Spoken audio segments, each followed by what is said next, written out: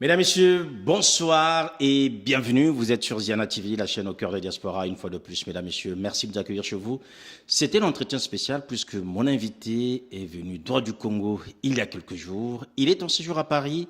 Il est bien normal que nous le recevons puisque vous suivez parfois ses œuvres sur Ziana TV et lui-même vient parfois aussi s'exprimer sur d'autres sujets concernant l'actualité du mouvement qu'il dirige du côté de Pointe-Noire.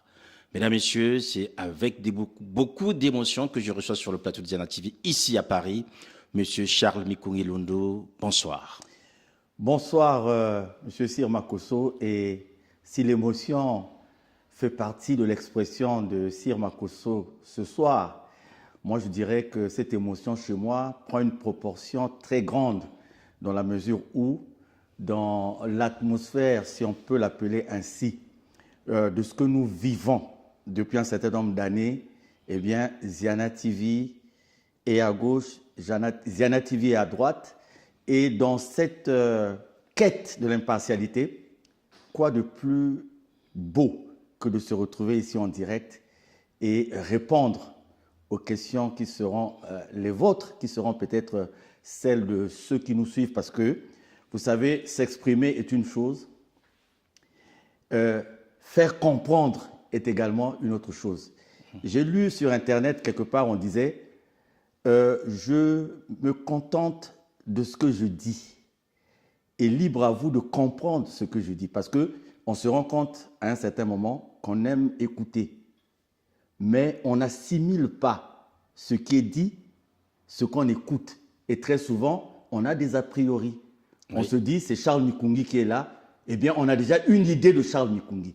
Et comme on a une idée de Charles Mikungi, ce n'est pas la peine d'écouter ce qu'il va dire. Donc je souhaite, comme c'est une occasion qui est là, oui, que nous puissions prêter l'oreille sans a priori et que nous puissions être dans du concret. Alors je pense que le public de Ziana TV n'a pas beaucoup d'a priori puisque déjà, vous avez une émission qui est produite à RTA OPH, Asla et nous, que vous animez et qui est diffusée sur Ziana TV. On sait que les audiences sont quand même bonnes, donc je suppose que ceux qui nous suivent en ce moment prêteront oreille à ce que vous allez dire. Alors Charles Mikungi Londo, encore une fois, merci. Nous sommes ici à Paris, c'est la deuxième fois que je vous reçois, on avait déjà fait une émission en ligne. Cette fois-ci, on est comme on dit au Congo, Farah, et on va se dire beaucoup de choses. D'abord, qu'est-ce qui a motivé votre arrivée à Paris? Je tiens à remercier, à dire merci du fond de mon cœur à ces hommes dont Sir Makosso vous faites partie, à ces femmes qui ont eu cette belle initiative, qui a mis notre pays, notre beau pays, le Congo, devant une scène aujourd'hui. Peut-être que quand vous avez lancé cette aventure, j'ai suivi Bijou dire que c'est parti d'une communication sur WhatsApp. Mais aujourd'hui, la dimension prise par cette cérémonie, même nous qui avions été là au Salon Hoche, c'est jusqu'à maintenant, je vous dis, qu'on ne fait que découvrir les côtés encore cachés de la dimension de cet événement. Donc, je tiens à dire merci au comité d'organisation des Lumières du Congo. J'ai je lis des commentaires sur cet événement. Et ce que je voudrais dire, c'est que très souvent, des gens qui ont peur de prendre une initiative, des gens qui ont peur de faire quelque chose de bien, oui, sont toujours les premiers à vouloir dire qu'il aurait fallu faire de telle ou telle façon. Mais ce qui est beau, c'est de voir que pour cette première édition des Lumières du Congo, moi j'ai vécu quelque chose de particulier là où nous étions au Salon Hoche, dans le 8e. J'ai vu beaucoup de visages que beaucoup d'entre nous ont l'habitude de voir sur les chaînes de télévision. Beaucoup de visages que nous voyons dans les réseaux sociaux. Tendances différentes, appréciations différentes, analyses différentes, mais il y a eu une chose qui s'est passée au Salon Hoche. Il y a eu comme une identité, dans laquelle se sont noyées nos divergences, nos différences, et cette impartialité qui est sortie de cette identité nous a présenté un seul gagnant. Et le gagnant ce jour, c'était le Congo, notre beau pays. Et j'ai compris que ce que vous avez fait, c'est pour ce beau pays, le Congo. Et avoir été choisi, parce que ça aussi, il faut le dire, Sir Makosso en face de moi, j'ai suivi le début par les publications qui étaient faites, mais je n'étais pas associé à cet événement. Je me souviens qu'un beau jour, je reçois et Cyr doit avoir même ma réaction à l'instant. Parce que là aussi, peut-être en passant, c'est pour répondre à un certain nombre de publications. Enfin, elles ne sont pas importantes, elles ne sont pas nombreuses. Les publications les plus nombreuses vont plutôt dans le sens d'encourager cet événement. Donc, je me disais que je ne pouvais pas figurer ni parmi, parce que bon, quand vous avez lancé l'initiative, j'ai dit bien, c'est pour les autres. Oui. Et je ne pensais pas être un jour sélectionné ou choisi, et jusqu'au jour où je reçois cette lettre du jury du comité d'organisation. Donc merci, et je suis venu à Paris. Malgré mes occupations, la raison principale, c'était de venir répondre, de soutenir cette initiative. Et voilà, je serais même reparti un peu plus tôt. Et je suis venu donc à Paris pour répondre à cette belle invitation des Lumières du Congo. Et participer à cette cérémonie, pour moi, c'est quelque chose que je vais garder dans ma mémoire pendant très longtemps. Donc la raison principale, c'est celle-là. Et comme j'ai été choisi sur la base de ce que je fais, du combat que je mène, je me souviens, hier ou avant-hier, il y a un frère de Luzolo qui a dit, mais président, toutes les photos que vous publiez, vous êtes en tenue de Luzolo, vous n'avez pas d'autres habits. J'ai dit, mon combat, c'est celui-là.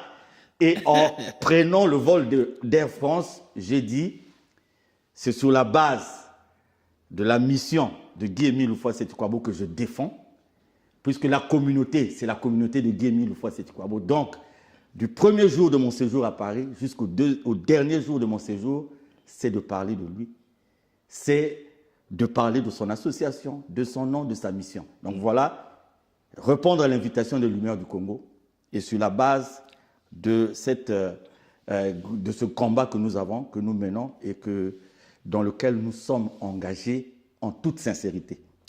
Voilà, c'est aussi en toute sincérité que vous êtes exprimé par rapport aux Lumières du Congo. Il faut dire, mesdames, messieurs, vous qui n'avez pas eu le temps de suivre cette cérémonie, c'est que nous avons eu des hommes et des femmes qui sont venus du Congo, parmi lesquels Charles Nkongi Lundu, vous avez eu le chroniqueur Hugues Vogel, ainsi que d'autres personnalités qui étaient présentes afin de pouvoir célébrer l'excellence, puisqu'il faut le dire aujourd'hui, le Congo a des fils et des filles qui brillent à travers le monde et même là-bas au pays. L'originalité, Charles Nkongi, de cette manifestation, c'était d'associer ceux qui sont ici et ceux qui sont aussi là-bas. C'est-à-dire que ce n'a pas été une manifestation propre à la diaspora, mais en reconnaissant non seulement ceux qui ont la charge administrative de notre pays, parmi des ministres ou encore des maires, mais aussi vous qui avez la charge des âmes, et notamment vous avez été donc lumière du rayonnement religieux par rapport à votre implication dans le Zolo Asla OPH et surtout pour le récépissé 884/83. Alors, Charles Nkongi Lundu, vous avez évoqué tout à l'heure, on vous a vu ce jour-là, vous étiez sans doute assez distingué puisque vous étiez en costume, mais vous n'aviez pas de cravate. Vous n'aviez pas non plus, je dirais, une chemise ordinaire, mais vous aviez un t-shirt sur lequel on voyait cet homme, Guy-Émile Houphouët-Sétiquabo. On va revenir sur cette actualité parce qu'elle est très importante, pour vous l'avez dit. Ce séjour parisien est aussi marqué par ce travail. Est-ce qu'à Paris, vous avez rencontré les frères? Qui avez-vous rencontré à Paris en marge de cette manifestation à laquelle vous avez participé et qui a motivé votre venue ici à Paris principalement? Voilà, donc je suis arrivé à Paris après une bataille dans laquelle je me suis retrouvé dans une situation de santé qui était difficile. Et j'ai été victime, on a retrouvé dans mon sang quelque chose qui n'était pas bien. Et ce qui a fait que j'ai été évacué à 2 reprises pour traitement à Dakar. Donc en fait, si j'étais resté sur cette considération-là de mon état de santé, je ne serais pas arrivé à Paris. Donc je sors à peine, en tout cas de ce que je pourrais qualifier de calvaire sur le plan de la santé. Et je remercie mon Seigneur et mon Dieu. Je ne vais pas donner les détails au cours de cette émission, mais j'ai un dossier médical bien fourni à ce sujet. Et donc, je suis arrivé ici avec un état de santé qui, c'est vrai, me permet de participer à cette émission. Mais aussi, je me disais qu'après la cérémonie de Lumière du Congo, je devais prendre un temps de repos. Vous savez, Sir, je vais vous dire une chose. Je suis arrivé ici en 84 et les 2 premières années, mes 2 premières années en France ont été des années difficiles, ont été des années pénibles. Parce que je suis arrivé par une erreur administrative, je me suis retrouvé sans bourse, sans rien.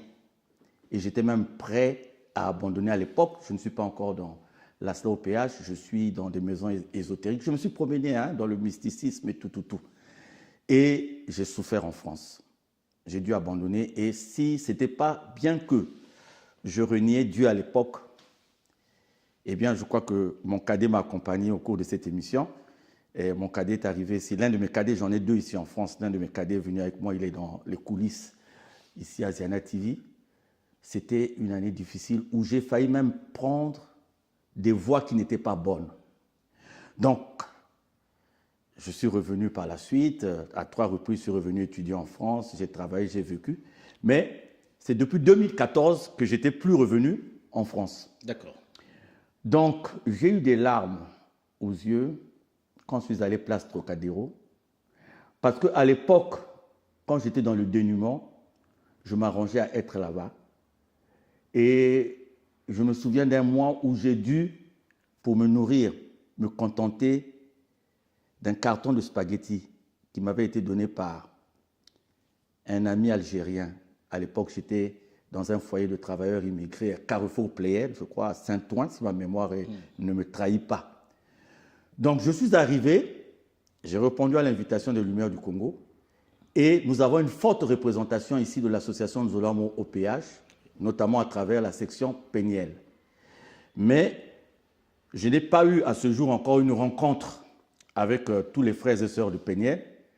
Ce n'est pas parce que je n'ai pas envie de les rencontrer, j'ai envie de les saluer, de les encourager, parce que c'est des gens qui ont tenu le combat, la lutte sur la place de Paris, en particulier en Europe en général. Mais je me suis ménagé un temps de repos pour essayer de ménager aussi l'organisme, parce que vous savez, aujourd'hui, vous allez vous dire, vous avez Dieu avec vous, vous allez sur les rails, à Goussainville là-bas, vous dites Dieu avec moi, vous vous couchez sur les rails et le train ne va pas passer sur vous. Donc nous avons, c'est pas maintenant que je travaille avec Paris ou l'Europe, nous travaillons avec Paris et l'Europe depuis le pays et nous avons une feuille de route, nous avons tenu une assemblée générale en 2024 octobre et toutes les sections aujourd'hui se sont engagées pour la mise en pratique de ce que nous avons arrêté. Donc mon arrivée a beaucoup plus un caractère symbolique. Mais sinon, les gens travaillent au jour le jour. Mais même mon cadet qui est là, nous avons des rencontres furtives parce que j'essaie de me ménager un peu, de récupérer parce que d'ici là, je dois rentrer au pays et être en face de beaucoup d'autres responsabilités dans beaucoup d'autres domaines aussi. Voilà, donc en attendant que vous rentrez au pays, vous allez répondre à mes questions. On va maintenant rentrer dans le dur, comme on dit, revenir sur l'actualité de ASLA au PH. Comment va l'association de Guy-Émile au Congo? Guy-Émile Houphouët-Sétikwabo, donc l'unique président fondateur de son association. Sire, je voudrais aller dans un français facile et dire ceci. Luzolo, c'est simple, ce n'est pas compliqué. Ce n'est pas Charles Mikungi qui se lève un matin, il a eu une vision, il est allé sur une montagne, il y a des feuilles qui ont bougé, à certainement un ange qui m'a donné un message. Non. Luzolo, ce n'est pas un pasteur qui va se lever un jour, il a créé l'église des illuminés, l'église de ceux qui n'ont pas fait en Jésus et tout. Luzolo, c'est un président fondateur, le seul. Guy-Émile Houphouët-Sétikwabo. Il y a les enseignements, il y a la doctrine, il y a les préceptes.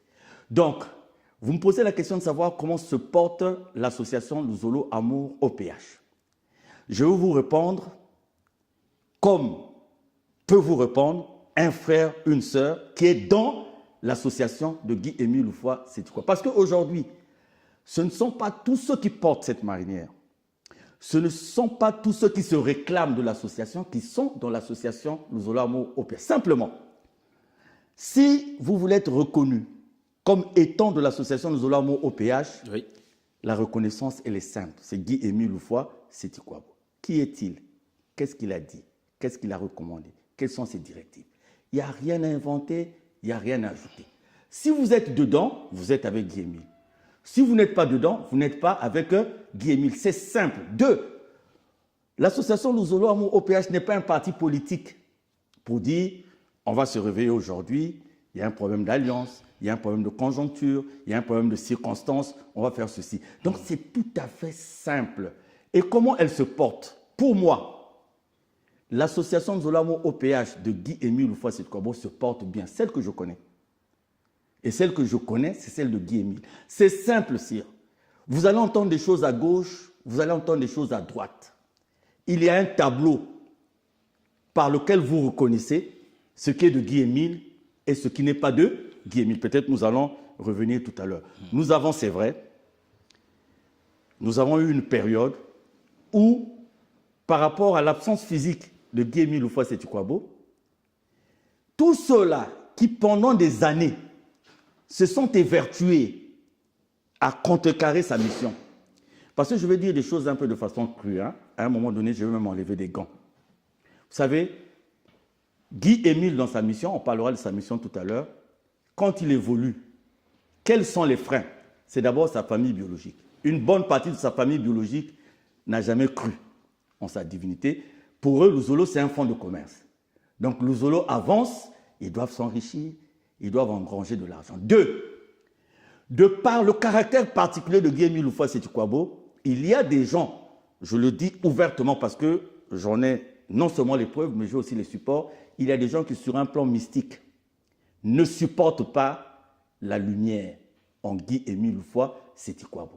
Donc, depuis toujours, c'est des gens qui ont eu tendance à prendre les dispositions pour mettre fin à sa mission. Victime de plus de 30 attentats, Guy Émile Houphouët-Sédhiou.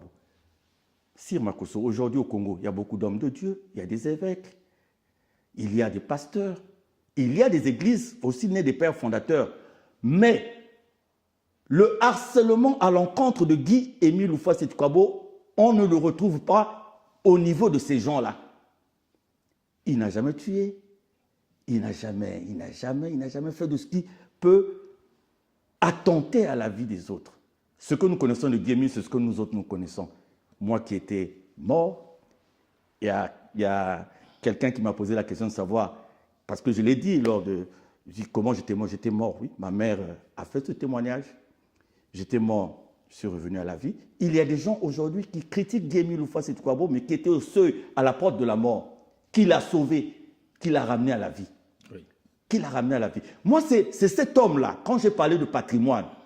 Donc, ce combat-là, il faut se poser la question de savoir pourquoi les autres confessions religieuses sont dans le calme. Leurs dirigeants ne sont pas attaqués. Leurs dirigeants ne sont pas persécutés. Pourquoi aujourd'hui, il y a comme une persécution qui se résume seulement en la personne de Guy Émile Houphouët-Sédhiou. Donc voilà, l'association, elle se porte bien. Elle se porte bien comment? Nous évoluons. Vous avez suivi que même entre-temps, sur le plan économique, nous sommes en train d'évoluer. On viendra là-dessus. Alors moi, ce que je voulais juste que vous nous disiez clairement, en fait, je vais dire en français simple, ce que vous avez dit, c'est que l'association aujourd'hui est divisée. Elle est divisée. Mais on va arriver, mais si vous permettez. Puisque on va arriver. Si on sort le mot divisé. Oui, c'est moi qui sors le mot parce que... Non, je vais pas parler de la division dans le solo, mais je vais juste compléter le mot divisé. Je complète en disant oui, l'association est divisée comme l'Église catholique aujourd'hui, en Église orthodoxe, en Église romaine, comme l'Église aujourd'hui dans le protestant. Mais ceux que vous citez là vivent en paix. Sauf qu'aujourd'hui, au sein... C'est ce que j'ai dit tout à l'heure. Par rapport à la scission dans laquelle vous vivez aujourd'hui, il n'y a pas de paix puisque vous êtes dans les tribunaux. Il y a une impression aujourd'hui qui se dégage. C'est que il y a des gens qui sont dans le faux, dans la démonstration du faux éprouvé, mais qui ont toutes les autorisations, qui ont la facilité d'agir, qui ont la facilité d'évoluer. Et il y a des gens, aujourd'hui, Dieu merci, tout le monde nous donne raison parce que le temps est un juge infaillible. Aujourd'hui, vous avez ceux du 884-83, quand ils voulaient aller prier quelque part, il y avait opposition. Nous avons même eu des frères et des sœurs à nous, en Caï, au cours d'une séance, des mamans et des papas qui étaient venus juste pour la prière, qu'on est venu prendre par la police et tout ça. Oui, c'est vrai. Mais ce que je voudrais dire, Sire, c'est qu'aujourd'hui, la démonstration de la forfaiture a été faite. La démonstration du faux a été faite. Nous avons prouvé aux yeux du monde... Mais la justice n'a pas encore tranché. Hein. Non, mais nous sommes très avancés dans la justice. Je vais Oui, vous mais dire en ce qui concerne n'a la pas justice. encore été tranché. Voilà, je vous réponds en ce qui concerne la justice. Oui. En ce qui concerne la justice, nous sommes partis de quoi? Lorsque la fameuse note de Madingo qui m'exclut est prise en 2016, je me rapproche, avant même qu'elle soit prise déjà, je me rapproche de ceux qui prenaient cette note. Quand la note est prise, je vais encore vers les mêmes personnes. Je leur dis, retirez ce que vous venez de faire parce que vous n'allez pas supporter les conséquences de ce que cela va impliquer. Et c'est sur la base de ça, quand on dit souvent que c'est nous qui sommes allés dans les tribunaux, si Makosso, je ne peux pas aller dans un tribunal dans les affaires de Dieu, comment voulez-vous que j'aille demander aux hommes de la terre de régler un problème qui est de Dieu? C'est eux qui sont partis. Le tribunal, ça a commencé. Maintenant, je vais vous dire aujourd'hui, les deux clés qu'ils semblaient détenir sur le plan de la justice. Un, le fait qu'ils avaient gagné en première instance un procès sur la qualité de membre. C'est-à-dire que cette décision prise en première instance ne me reconnaissait plus comme membre de l'association. Ça, c'est la première clé. C'est que vous avez été exclu de l'association par décision de justice. Ça, c'est la première clé. Oui. La deuxième clé, c'était la décision prise en première instance qui invalidait notre récépissé. Au jour d'aujourd'hui, en deuxième instance, la décision sur la qualité de membre, la Cour d'appel de Pointe-Noire a débouté les amis. Donc, je suis... Donc, ça veut dire qu'aujourd'hui, vous avez retrouvé votre statut de membre de plein tel droit. Tel que vous me voyez, gentiment habillé, serein, calme. Oui, la Cour d'appel de Pointe-Noire. Et le plus dur, c'est que cette décision du tribunal administratif de Bas-Congo, qui invalidait le 884, cette décision a également été déboutée par la chambre administrative de la Cour d'appel de Brazzaville. Donc, les deux clés sur lesquelles nos amis se basaient, vous avez même vu que dernièrement à Brazzaville, nous avons évolué librement. Pour vous donner l'appréciation de l'administration par rapport à ces décisions de la justice, nous sommes allés vers le préfet de Brazzaville et toute son équipe. Et quand nos amis sont venus faire opposition, ils ont amené des décisions qui étaient caduques et nous avons amené les nouvelles décisions. Et c'est sur la base de ces décisions que nous évoluons. Donc les deux clés qu'ils avaient, surtout sur, et c'est là où le bas blesse, surtout sur le récépissé. Sire, nous avons fait la démonstration que ce récépissé-là a été demandé le même jour et obtenu le même jour. Nous avons pris un huissier de justice, un auxiliaire de justice que nous avons envoyé à la Direction générale de l'administration du territoire qui est allé constater qu'aucun document relevant de leur fameux récépissé n'existait et que le DGAT de l'époque, directeur général de l'administration du territoire, nous avons prouvé le caractère de faux. Et aujourd'hui, si l'on parle de la justice, nous évoluons en toute tranquillité. Mais je suis toujours de celui qui pense que les hommes de la terre, quand ils prennent la décision d'amener les choses de Dieu au niveau des hommes de la terre, à partir de ce moment, ils ne sont pas encore avec Dieu.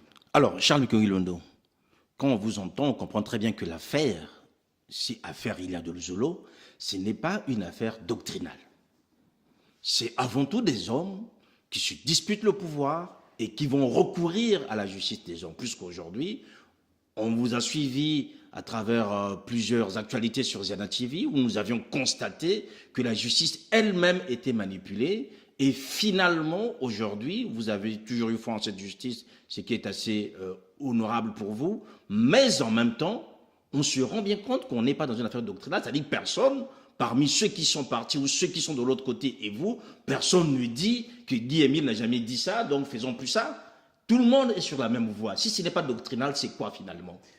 Si les gens se battent pour le pouvoir, je n'en fais pas partie. Je suis à la fin de ma carrière, si on n'avait pas ajouté les 5 ans de ma carrière professionnelle, je crois que j'ai des états de service qui peuvent prouver de ce que j'ai fait. Donc, c'est pas si les gens se battent pour le pouvoir dans le Zolo, moi je ne fais pas partie ici à Makosso. Je vais reprendre, mais je voudrais quand même le dire aussi. Oui. Et aussi en passant, pour la fête du 22 juin des Forces armées congolaises, j'ai été décoré, chevalier dans l'ordre du dévouement national. Ça, c'est en passant. Donc, je n'ai pas besoin de venir chercher le pouvoir ou un bien-être dans le Zolo. J'en ai pas besoin. Je n'ai pas besoin de venir chercher la popularité dans le Zolo. Alors, si on traite la question de l'Uzolo de façon lapidaire, on ne comprendra pas grand-chose. En fait, aujourd'hui, c'est quoi? Aujourd'hui, il faut faire une différence entre avant l'absence physique et après l'absence physique. Aujourd'hui, on ne peut pas dire que tout le monde dit la même chose. Non. Pourquoi j'ai commencé cette émission en disant « Mettons Guy-Émile en face ». Sa doctrine, ses enseignements. Personne ne peut créer. Aujourd'hui, si vous êtes pilote de l'Airbus A330, eh bien, vous n'allez pas prendre les manuels du Fokker 27. N'est-ce pas? Vous rentrez, vous êtes formé pilote de Airbus A330 et vous n'allez pas prendre... Airbus, c'est l'avion. Le Fokker aussi, c'est un avion. Mais ce n'est pas là la même chose. Aujourd'hui, se battre pour la doctrine de Guy-Émile Loufoua-Seti-Kouabo, c'est deux choses, sire. Si vous reconnaissez ces deux choses en des gens qui disent se battre pour Guy-Émile, ils sont avec Guy-Émile. Si vous ne retrouvez pas ces deux choses, ils ne sont pas avec Guy-Émile. La première des choses, c'est le but de l'association. Dans le but de l'association, c'est le caractère de bienfaisance, parce que nous sommes une association de bienfaisance à caractère spirituel. Le caractère de bienfaisance, c'est construire l'Uzolo. Aujourd'hui, l'Uzolo devait avoir des orphelinats, devait avoir comme Caritas, comme donc le maître lui-même, il y a un document, le but de l'association. Il nous demande à nous tous d'oublier nos aises et de le faire. J'arrive, sire. Le deuxième, c'est la propagation des vérités divines de l'heure. Si on veut se reconnaître en Guy-Émile, les deux créneaux sont là. Maintenant, vous parlez de pouvoir, je vais vous répondre. Je vous ai parlé de la famille biologique, qui pour elle, Guy-Émile, l'association, c'est un fonds de commerce, c'est l'argent. Je vous ai parlé du mysticisme. Il y a des gens pour qui Guy-Émile dérange.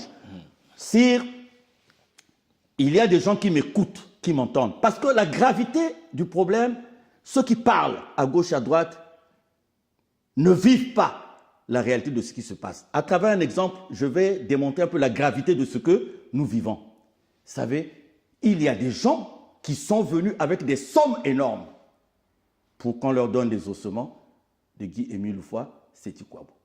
Je ne vais pas rentrer dans les détails, mais au moment où j'ai ces informations, j'ai des témoins et j'ai des preuves. Pourquoi on cherche les ossements de Guy-Émile Loufoua-Seti-Kouabo? Guy-Émile Loufoua-Seti-Kouabo ne vaut rien. Il n'est rien. Mais pourquoi il y a eu cette bataille pour chercher à avoir ces ossements? Et il y a des gens qui ont touché des sommes d'argent pour ça. Des membres de la famille? Je ne dirai rien.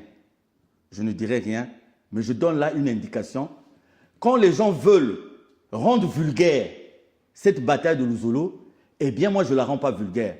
D'abord, elle ne peut pas être vulgaire par rapport à ce qu'est Guy-Émile Loufoua-Seti-Kouabo. Moi, je ne peux pas traiter Guy-Émile Loufoua-Seti-Kouabo. Ceux qui peuvent le traiter de n'importe qui, c'est ceux qui ne savent pas. Mais moi, sire, je viens de loin. Je viens de loin et je suis ce que je suis, c'est grâce à lui. Donc, je sais de qui je parle.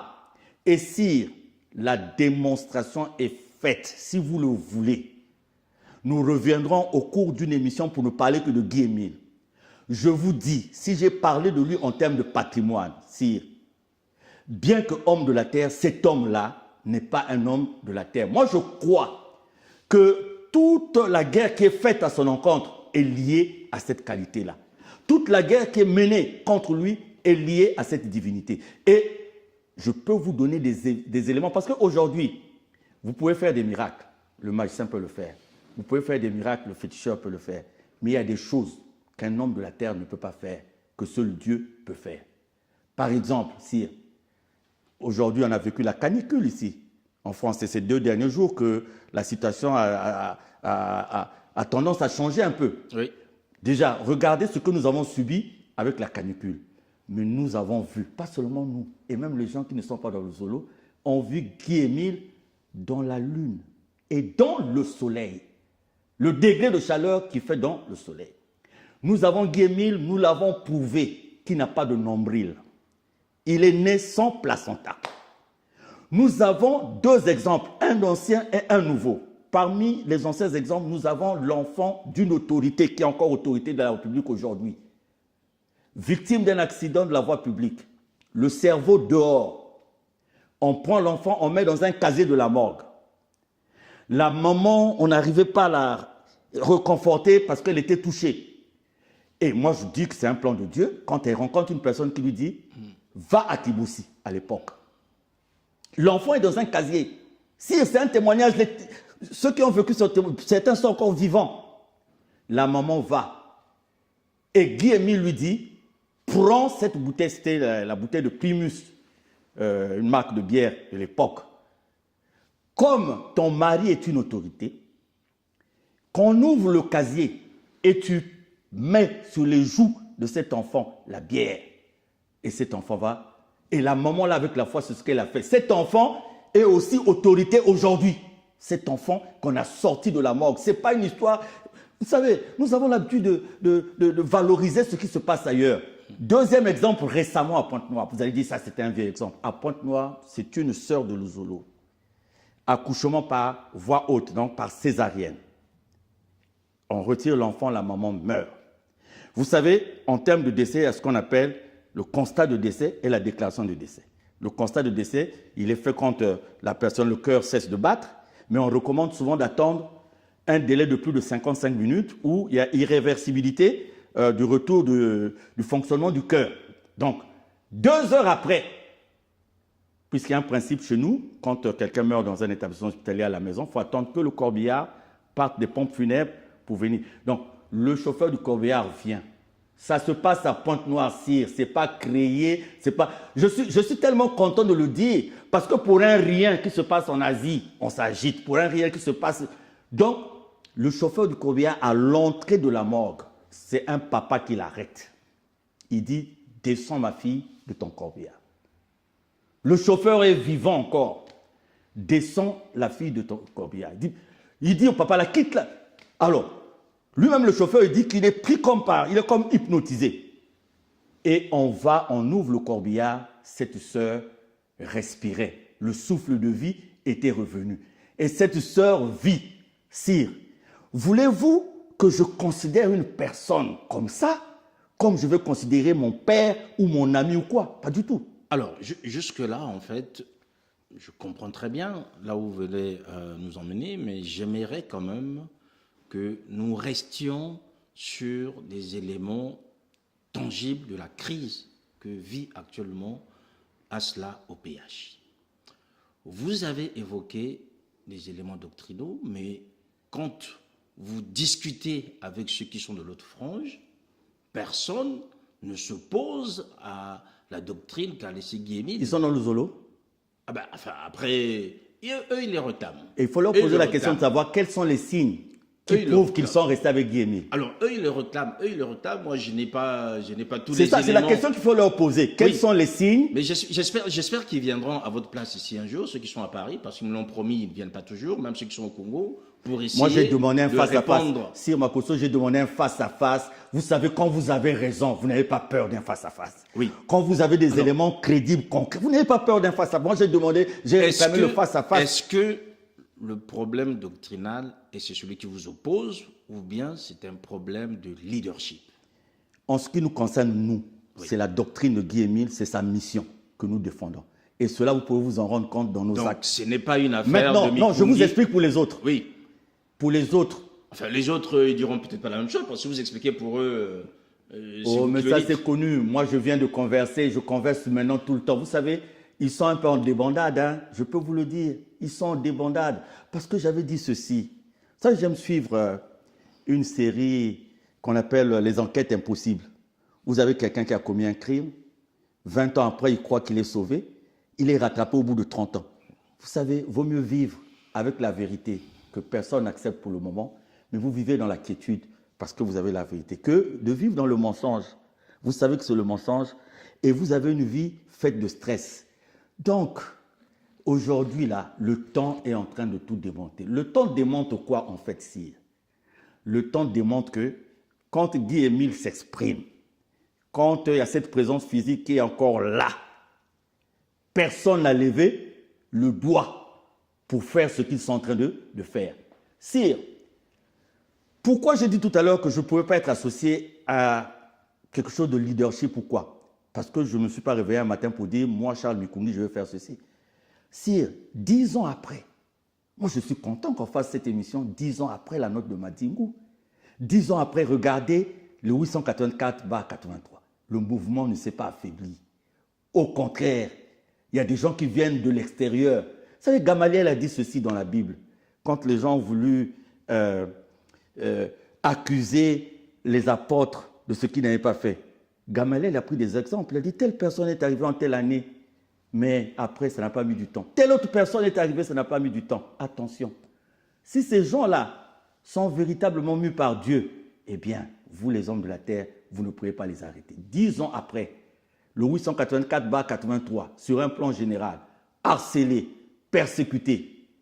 Mais là où même les gens devaient se poser des questions, sire. Quelle est cette spiritualité, ou pour avoir raison, ou pour revendiquer une raison? Quelle est cette spiritualité où eux qui disent qu'ils sont en contact avec Guy Émile Houphouët-Boigny, ils disent même, hein, l'un de leurs responsables dit qu'il reçoit les appels de Guy Émile à midi 15, à 12h20, à 14h20. Bon, comment les gens qui disent qu'ils sont en communication avec Guy Émile Houphouët-Boigny, mais alors, quand un Charles Mikungi, par exemple, fait la résistance, mais au lieu de repartir vers le même Guy Émile Houphouët-Boigny, eh bien, eux, ils ont préféré aller vers les tribunaux. Vous savez ce qui s'est passé, sire, sur un plan professionnel? On m'a fait une fiche. Jusqu'à dire qu'un jour après la communication du président de la République, moi, je suis allé faire une autre communication à la RTOPH pour contredire la communication du président de la République. Aujourd'hui, si ce n'était pas Dieu, si aussi, au niveau de ma hiérarchie, les gens ne me connaissaient pas, les gens ne savaient pas ma façon de faire, eh bien, les gens avaient tout entrepris. Je vous dis, je sors d'une situation de santé qui est difficile. Quelle est cette histoire de Dieu, où si on veut défendre Dieu, il faut mettre le poison, il faut empoisonner les autres. S'il faut défendre Dieu, il faut chercher à mettre les autres en prison. S'il faut défendre Dieu, il faut aller bloquer les comptes bancaires des autres. Je vais vous prendre 3 noms. Charles Mikungi Lundu, Bikindu Bisombolo Jean-Pierre, Lévi Ndiengi. Des 3. Donc Charles Mikungi Lundu est le plus mauvais. Il est vraiment le diable. Parce que c'est le seul qui a eu des tentatives d'assassinat. C'est le seul pour qui on a fait des fiches pour qu'on l'enlève de son boulot. C'est le seul qu'on a traîné dans les tribunaux. C'est le seul dont on a bloqué les comptes. Donc je suis plus mauvais que Lévi Ndiengi, plus mauvais que Bikindu Bisombolo. Mais quand je me retourne un peu, je me dis, mais tiens, mais ce qu'on est en train de me faire, c'est ce qu'on a fait à Guy Émile. Que les gens restent tranquilles. Le temps est en train de faire la démonstration de tout. Et ce qui est de Dieu. C'est-à-dire, là où je ris, c'est qu'en fait, on a voulu prendre Guy Émile pour n'importe qui. Ah voilà, il y a l'absence physique. La famille se dit, nous, on doit prendre l'affaire. Oui. Ceux qui étaient à côté, qui n'aimaient pas Guy Émile, disent, bon, on va profiter aussi de vous, la famille, on va faire union. Et il y a même des gens qui avaient la confiance de Guy Émile, en qui papa avait fait confiance, qui ont eu à le trahir. Nous, si on était comme eux, dans les tendances, là, il y a l'un des dirigeants qui a quitté un moment Luzolo pour repartir à la fraternité blanche universelle. Pourquoi ce dirigeant avait eu des problèmes avec Guy Émile?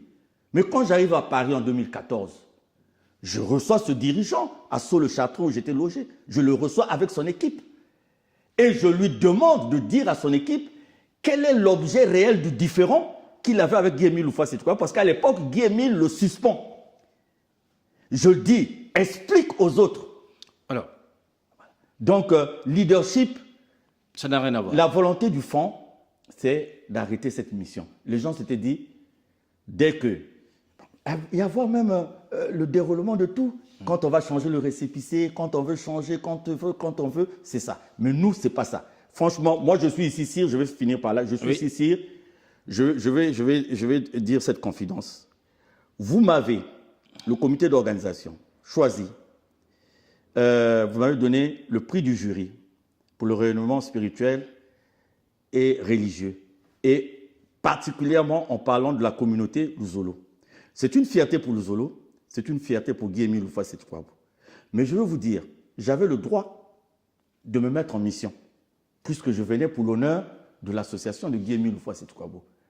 J'avais le droit de demander à l'association Luzolo à mon OPH de me faire déplacer sur Paris. J'avais aussi le droit, en arrivant à Paris, de demander au président du Cameroun de prendre les dispositions pour me loger comme les autres font, comme Febikindou Bissombolo, comme font les autres.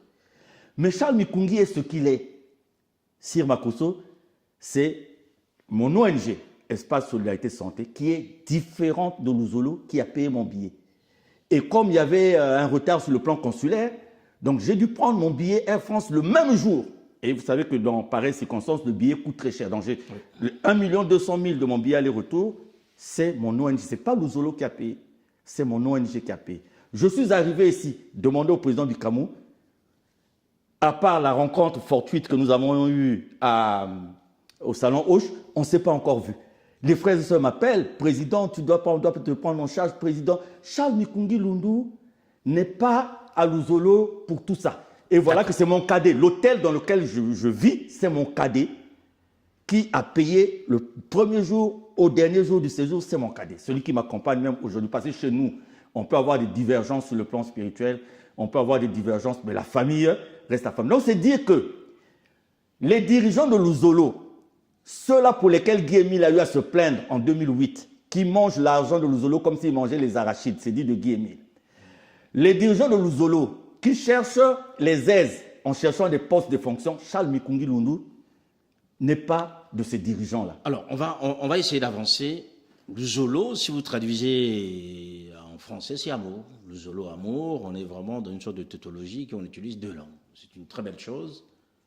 Qu'est-ce qui fait que vous n'arrivez pas à vous reconnaître? Où est l'amour entre vous? Pourquoi continuer à porter ce nom de Luzolo Amour, même si c'est Guy Émile lui-même qui a voulu que son association puisse porter ce nom, alors que, visiblement, vous vous haïssez, vous n'arrivez pas à vous réconcilier, on ne sent pas vraiment cette véritable, je dirais, ce véritable élan pour que tout ce à quoi nous assistons puisse cesser et que finalement, Guy Émile soit fier de vous qui aujourd'hui devriez continuer son œuvre.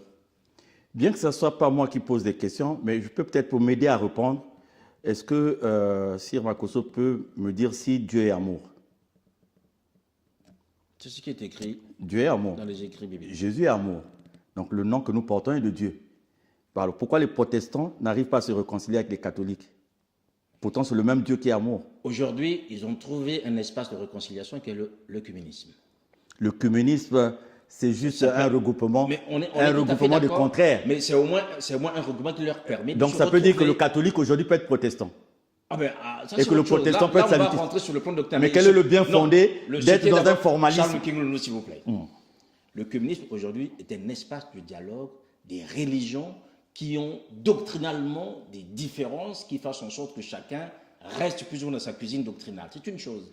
Mais, si vous partez sur ce plan œcuménique, moi j'aimerais bien que vous nous disiez aujourd'hui quel est l'espace, vous, qui vous permet de vous retrouver avec ceux qui sont, je dirais, en train de mêler le schisme que nous constatons. Les pharisiens arrivent et on les retrouve dans les temples.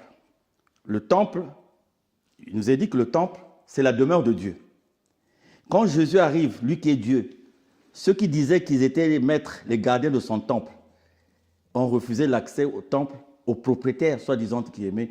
Sire, Luzolo n'est pas un parti politique. On dit, voilà, on est passé par telle étape, on va se réconcilier.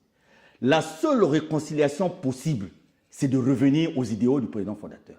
Faire sa volonté, accepter ce qu'il a dit. Parce que nous avons un texte que le maître a demandé que nous puissions lire au cours de toutes les séances. Ça s'appelle le texte d'engagement. Voilà la clé. Nous allons nous réconcilier pourquoi? Pour aller à des élections? Nous allons nous réconcilier pourquoi? Mais l'unique réconciliation, c'est celui qui sent, qui s'est éloigné de la voie du maître, il revient à la voie du maître. Moi, je vais me réconcilier, ce n'est pas mon association. Quelle responsabilité je vais prendre d'aller demander aux gens, quand Guy Émile parle de son éternité, quand Guy Émile parle de diriger son association de génération en génération, quand Guy Émile affirme sa divinité, il dit si vous voulez connaître qui je suis, ce n'est pas quelqu'un qui crée, c'est lui, c'est sa voix. Les supports sont là. Si vous voulez connaître, sire, moi je suis, je veux le dire, et c'est pour ça que je n'ai pas eu honte de prononcer son nom lors de la soirée des Lumières. Je n'ai pas eu honte. moi, j'ai été rosicrucien et beaucoup d'autres choses. J'ai été initié au fétichisme très jeune, à l'âge de 12 ans. Mon cadet, l'autre de mes cadets, j'ai 2 cadets ici, l'autre syriaque, s'il était ici, il peut parler de l'expérience commune que nous avons vécue à Komono, auprès d'un féticheur qu'on appelait Mukwama, qui est décédé depuis. Syriaque pouvait témoigner. J'ai été initié au fétichisme. Mais, quand je suis au bord de la mort, en novembre 1988, et je suis né un mois de novembre, je suis né un 19 novembre, et quand je suis au bord de la mort, c'est donc un 19 novembre que je vais à Kibossi, que j'accepte d'aller à Kibossi. Toute ma famille était rentrée dans l'Ouzolo, et moi, il m'a fallu 5 ans après, parce que j'ai combattu l'Ouzolo, j'ai combattu Guy-Émile, j'ai cassé les sanctuaires qui étaient chez moi à la maison. Ma mère, mes soeurs ont témoigné, mon frère est là. Mon petit frère, dont je parle, syriaque, qui est ici, à Paris, il a fait son bac sur le lit de l'hôpital, il était opéré.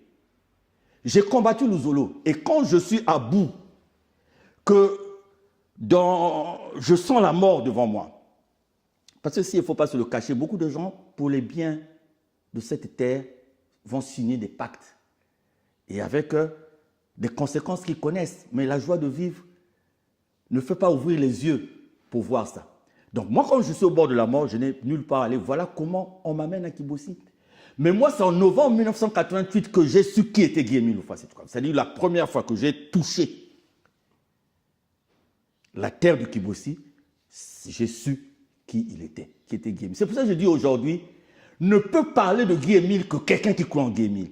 Nous n'avons pas besoin des acteurs de cinéma, nous n'avons pas besoin des acteurs de théâtre dans ce show-là. Kinebi Somboleux, Lévi Zengue, eux, ils ne croient pas en Guy-Émile. Je ne cite pas leur nom. Enfin, moi, je peux les citer. Oui. Aujourd'hui, c'est simple de voir sur le terrain. Donc, oui, je suis même rempli d'émotions. Sire, j'oublie un peu ce que j'allais dire pour dire ceci. J'ai des amis qui ont été avec moi à l'école des cadets, qui sont aujourd'hui des grands responsables. J'ai des amis qui ont fréquenté avec moi ici. Beaucoup sont retraités. Il y a des généraux français qui ont été de ma promotion, soit à l'école du Val-de-Grâce, soit à l'école du service de santé. J'ai été avec des amis ici, que ce soit à Gargenville, au foyer des travailleurs immigrés où j'ai vécu, que ce soit à Pléiel, que ce soit à Brest.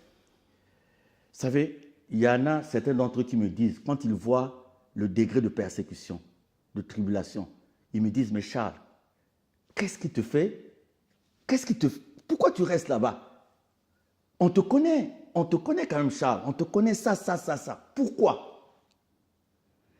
Et moi, je leur dis, voilà, vous posez une belle question parce que vous m'avez connu. Et vous pouvez vous dire, pourquoi j'ai laissé tout ça pour aujourd'hui défendre Guy-Émile? Ce n'est pas pour un salaire, contrairement à ce que les gens disent. Nous sommes bénévoles, que ce soit moi, ma personne, que ce soit mon suppléant, Tacite Ténor Tombekende, que ce soit Arnaud Bicamo en France et d'autres, nous sommes des bénévoles. Et moi, j'ai même l'habitude de dire au président Tacite Ténor Tombekende, montrons l'exemple.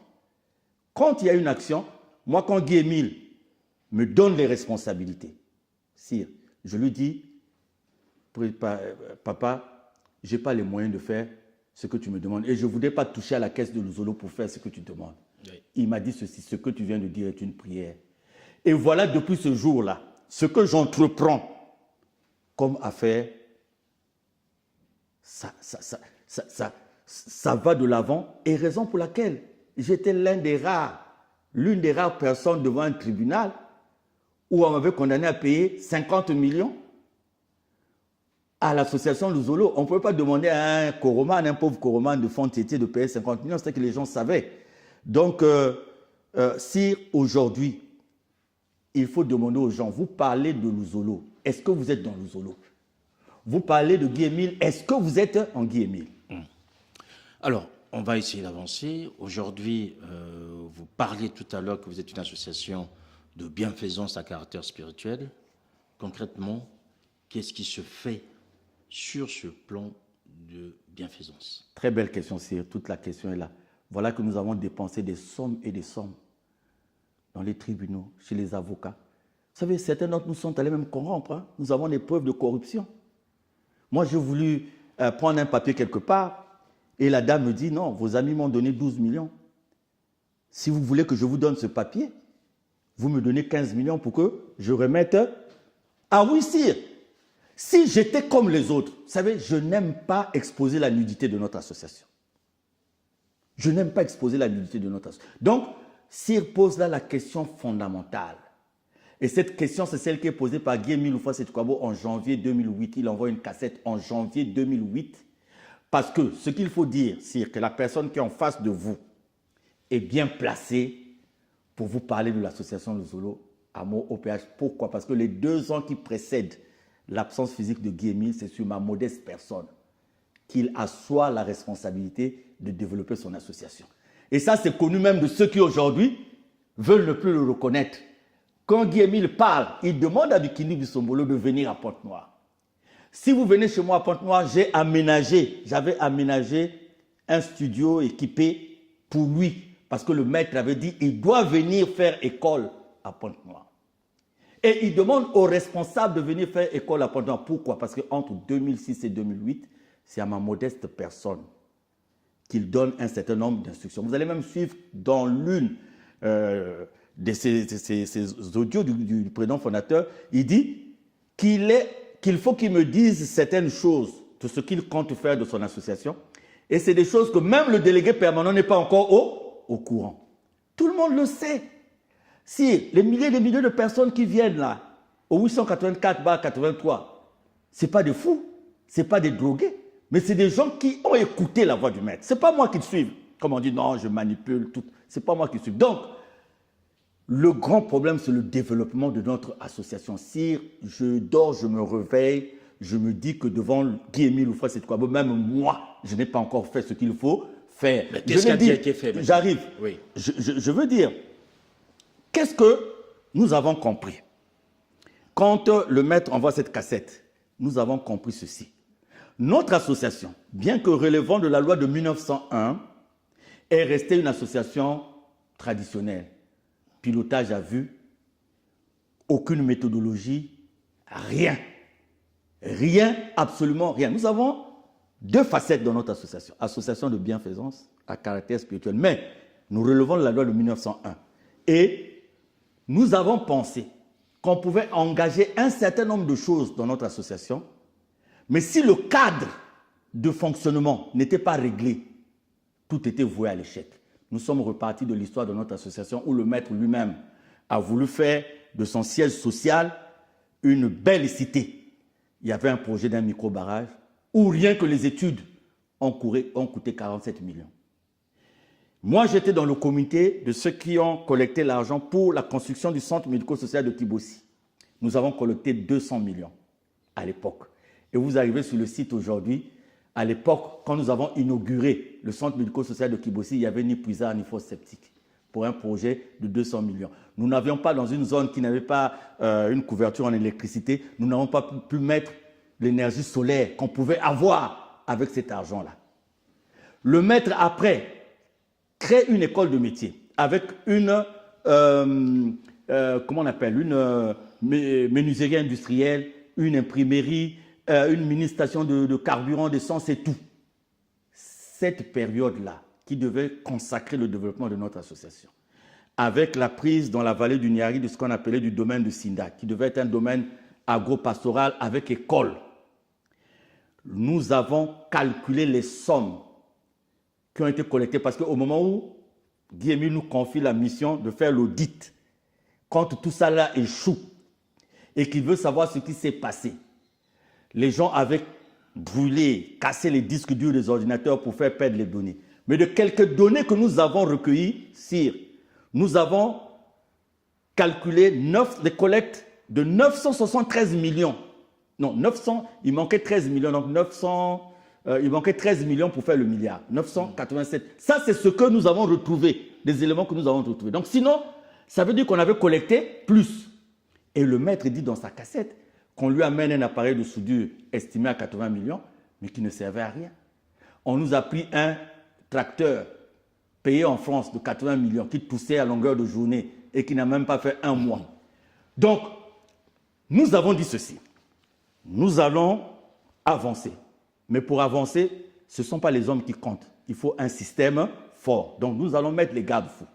Voilà l'objet de l'Assemblée générale que nous avons tenue en octobre 2024, qui a fait d'abord l'autopsie de l'association. Et aujourd'hui, nous avons mis des structures qui contrôlent les finances et nous avons commencé à propulser le développement au niveau de notre association. Sortir des collectes, des tisanies que les frères et sœurs donnent. Qu'est-ce que le 884-83 a fait aujourd'hui? Nous avons des structures qui relèvent de nous. Nous avons assuré d'abord la remise en état de ces structures. Il s'agit par exemple de la clinique Luzolo, aujourd'hui, très bien équipée, et qui est dans un quartier populaire. Et nous avons essayé d'arrimer cette clinique-là au même niveau que les cliniques de même dimension. Nous avons, dans le domaine des médias, le 884, nous sommes les premiers à avoir lancé une radio et à avoir lancé une télévision. Outil très important si nous voulons vulgariser les vérités divines de l'heure. Si nous avons fait ça sans crédit, nous avons fait ça sur fonds propres. Donc, les donations et des collectes. Aujourd'hui, en ce qui concerne la radio, en ce qui concerne la télé, vous savez qu'on est venu nous braquer. Nos amis sont venus un matin nous prendre l'émetteur, le 9 hybride qu'on avait qui pouvait nous faire passer de l'analogie au numérique. Ils sont venus le prendre. Bien que le Conseil supérieur de la liberté de la communication, dans sa délibération, nous a donné raison. Ces gens-là, comme ils comptent sur les relations, le trafic d'influence, nous n'ont jamais remis cet émetteur. Mais aujourd'hui, nous sommes en train d'acquérir un émetteur que nous avons déjà payé un tiers, les 2 tiers, nous sommes en train de collecter pour payer. Et nous sommes en train de terminer avec... C'est un bâtiment à nous, hein, la RTOPH. C'est sur terrain propre. Nous avons pris 2 terrains au niveau de Mongokamba. Nous avons l'orphelinat de Mvouti qui va ouvrir officiellement sur le plan parce que nous avons fait des essais, qui va ouvrir, là, ça c'est dans le cadre social. Nous avons lancé récemment, nous avons fait l'essai, et le 14 juillet, nous commençons le fonctionnement de ATT, Asla Transport Terrestre. Il y a 2 bus qui sont arrivés, il y en a un autre qui va arriver d'ici là, et un 4e. Et nous avons, avec les autorités municipales de Mvouti, nous allons ajouter au fonctionnement de cette compagnie un relais. Parce que vous savez, entre Pointe-Noire et Dolisie, vous pouvez rouler, il n'y a pas de relais digne de ce nom, où les gens peuvent vraiment se recréer, les véhicules peuvent refaire le plein et tout. Donc nous avons ce projet qui est déjà en cours. Et nous avons constaté quoi, sire? Tous ceux qui parlent de défendre Guy-Émile aujourd'hui, à travers le monde, toutes nos sections, la plupart n'avaient pas de papier. Et si elles avaient des papiers, c'était au nom des individus. Donc, ces papiers-là, les récépissés que les gens avaient à l'étranger n'avaient aucun lien avec la maison mère. Donc, nous avons entrepris de faire reconnaître notre association à travers le monde en les rattachant à la maison mère. Parce que si on est bloqué au Congo, comme c'est le cas aujourd'hui, oui, ailleurs, tel qu'au Sénégal, nous avons eu la reconnaissance au niveau du ministère de l'Intérieur.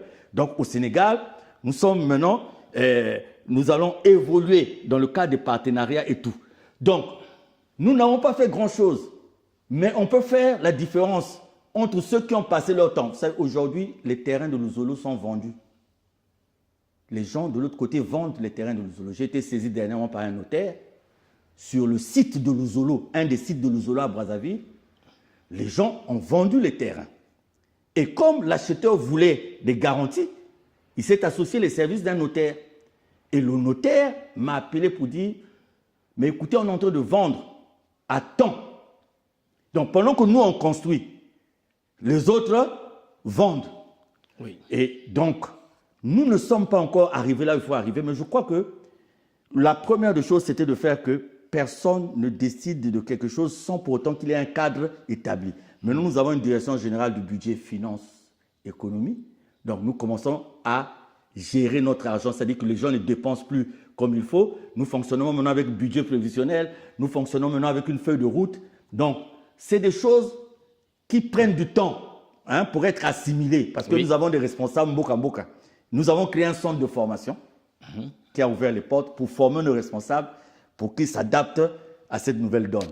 Alors, tout ce que vous avez décrit là, c'est une de très bonne réalisation, je vous félicite, sauf que cela ne fait pas que les autres puissent quitter Bikino Bisombolo et Lévi Zengi pour venir vers vous. Est-ce qu'aujourd'hui, vous pensez que, puisque l'association à deux pieds. Vous avez le volet spirituel et le volet bienfaisance. On voit très bien le volet spirituel ne pose pas en soi de problème. Le volet bienfaisance est en train de bien marcher, mais ça devrait peut-être ceux qui sont de l'autre côté, qui sont en manque, puisque finalement, si les autres vendent, vous construisez. On comprend très bien qu'il y a un problème sur ce point-là par rapport au travail que fait aujourd'hui M. Bikendi Bissombolo et Lévin Zengi, sinon tous les autres. Est-ce que vous constatez que sur ce volet bienfaisance, il y a des frères et sœurs qui vous rejoignent désormais parce qu'ils estiment que vous êtes sur la bonne voie? Exactement. J'ai reçu un responsable du 004 il n'y a pas longtemps. Et vous savez, beaucoup d'entre eux disent, hein, ils savent, ils connaissent la vérité. Mais vous savez, il y a un attachement à leur niveau. Quand vous prenez par exemple, là-bas on fonctionne en termes de laboratoire. S'il vient de nous rejoindre, il n'a pas de boulot, on lui trouve un boulot. Dès qu'on vous trouve le boulot, vous êtes attaché. Parce qu'on vous dit le jour où vous quittez le boulot, le jour où vous quittez là où nous sommes, c'est un laboratoire. Moi je les connais ici, je les connais. Il y a des gens qui viennent me dire, papa président, on sait que vous êtes dans la raison. Mais comme par exemple les enfants, certains enfants à Dakar, ils disent, papa m'a dit, si on te voit dans une photo avec le prénom Mikungi, on ne t'envoie plus le western, il n'y a plus de western et on te coupe tout. Et l'enfant me dit, papa, moi je te comprends, mais il y a ceci. Si, chez mon ami par exemple Lévin Zengi, il y a combien de gens? Je pourrais envoyer des images, il y a combien de gens? Ils sont combien? Si ce n'est pas l'entêtement, je ne sais pas à quoi ça ressemble. Aujourd'hui, nous, pourquoi on ne se préoccupe pas de ce qu'ils font?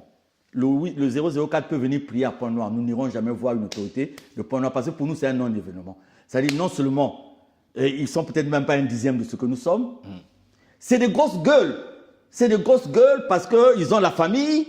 Il y a un qui avait même dit, Moukena a une famille, il y a un qui a dit, sa famille, c'est... Vous savez, c'est quelqu'un qui dit, là où, quelqu'un qui dit, dans les médias, à la télévision, que je suis allé au bureau de tel président de la cour d'appel. Il ne voulait pas me recevoir. J'ai dit, dites-lui que c'est un tel. Et je suis rentré, je lui ai dit, en France, ici, là où vous êtes, est-ce qu'une autorité administrative peut venir parler ainsi d'un responsable de la magistrature et puis on va le laisser tomber? Mais récemment à Brazzaville, j'ai discuté avec une autorité qui voulait comprendre, puisque quand nous voulions évoluer, les gens sont venus faire opposition, ils voulaient comprendre. Quand je discute avec lui, il me dit, le lendemain, il me rappelle, il me dit, mais Charles, j'ai compris votre problème. Parce que le monsieur qui est venu ici, au lieu de se présenter comme étant membre de Luzolo, il se présentait comme étant l'oncle de quelqu'un. Et il m'a dit, si vous laissez évoluer ces gens-là, vous allez subir ce que les autres ont subi. Ils ont perdu leur poste. Ça, c'est dit par un responsable de Brazzaville qui me dit, c'est quand ce monsieur-là sort ça, je dis, mais ouais, qu'est-ce que la spiritualité a à voir avec l'oncle 2 et que si moi, je vous fais passer, je vais perdre mon poste. Et il a dit, ce responsable-là, il a répondu à ce monsieur, je prends ça sur moi. Parce que dans les faits, je ne vois pas dans les faits ce qui fait que les autres ne puissent pas prier. Aujourd'hui, puisque nous arrivons bientôt à la fin de cet échange, on ne va pas rentrer dans toute la doctrine, on l'a déjà évoqué un certain nombre d'éléments, mais Charles Mikungi Lundu, Luzolo est en train de s'installer à travers le monde. Aujourd'hui, nous savons qu'au Congo, il y a 2 récépissés, en France aussi, il y a eu scission. Quel est l'état de Luzolo dans les autres pays, notamment ceux que vous visitez ou ceux qui sont alliés à Ararat?